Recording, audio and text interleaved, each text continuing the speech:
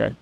So we are at Kelly Tarlton's Sea Life Aquarium in Tamaki Makaurau, Aotearoa, or Auckland, New Zealand.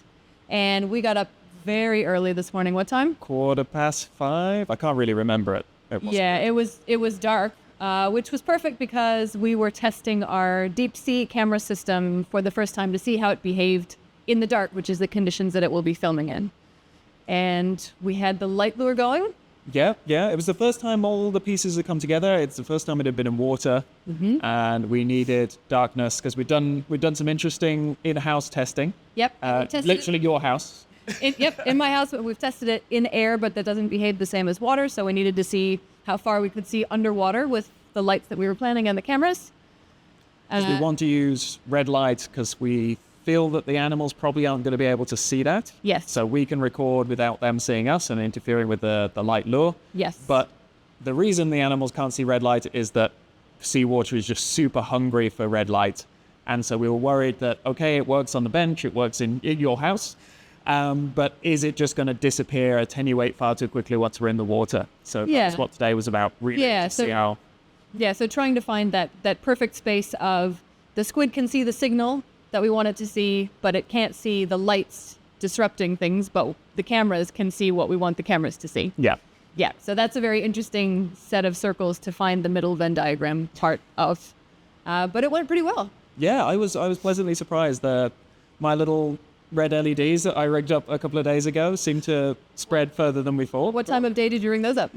Oh, well, I texted you a picture of them completed at about 12:30 at night, so we're very sleep deprived over the last few days.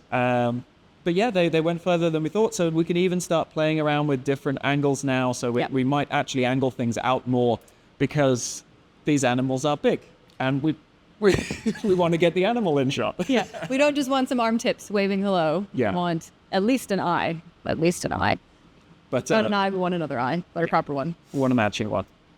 So yeah, I was pleased with how far that light went. Battery power lasted about as far as we anticipated. Yep. There was some crazy trips to Bunnings and hardware stores and things like that yesterday for last minute bits and pieces. Yes. When you put everything together for the first time, that's when you figure out that you have almost the right screws, but not quite. Yep. Solve that problem. Yeah.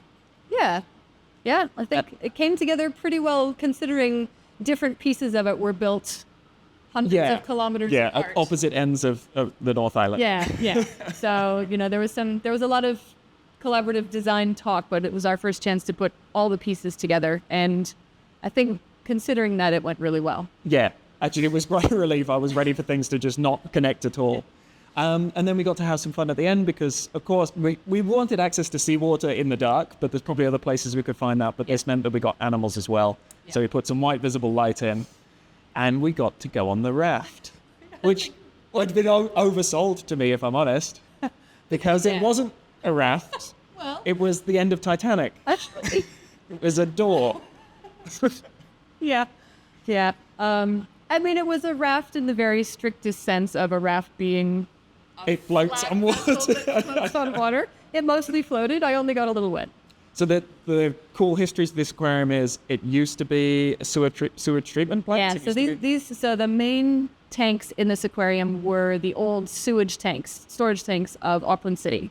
And they put the aquarium where it was because they put the sewage tanks where they were because at that time it was so far out of town that they figured it would never be on anyone's radar as a location anyway.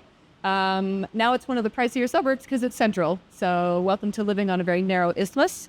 And so the main two tanks, which have a tunnel running underneath them, which was the first underwater viewing tunnel for the public in the world and was built in-house here. Those tanks were the main sewage holding tanks. But it means that when they're full, you have maybe a meter's clearance between the surface of the water and the ceiling. But there's lots of pipes and there's lots of texture to it. So you were the engine, you were lying on your back, pushing off from the ceiling. Crawling us along. And I was holding a thing over the edge. Yeah. It wasn't very glamorous. The camera person holding the camera, and then, I was basically crawling upside down. It felt very sewery, to be honest, but it smelled better, I think. So we took it through on a little tour through the fish tank. We will find out when we check the footage who we saw.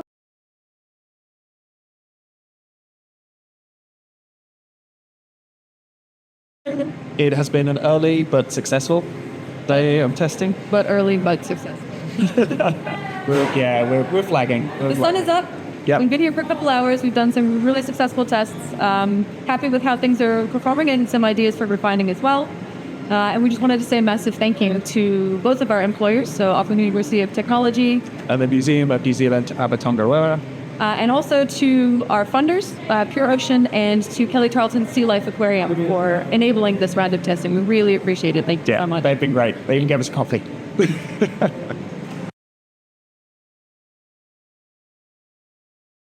Mode as well, so we sort of entice them. Exercises, medical checks. And we're done. And scene. Acclimatise for their new environment. We invite you to share this amazing journey.